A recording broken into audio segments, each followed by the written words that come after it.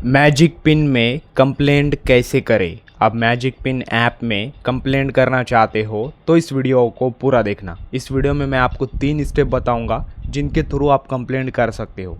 तो first step, magic pin open करना है, देन अकाउंट ऑप्शन शो होगा, इस पर क्लिक करना है।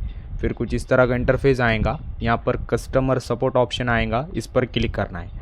देन क्लिक करने के बाद आपकी जिससे रिलेटेड आपको सपोर्ट चाहिए, आपको कंप्लेंट करना है, तो आप उसके अकॉर्डिंग अपना रीज़न सेलेक्ट कर सकते हो। देन क्लिक करने के बाद अगेन नया इंटरफेस ओपन होगा, देन आप इस तरह से कंप्लेंट कर सकते हैं। ये फर्स्ट स्टेप था।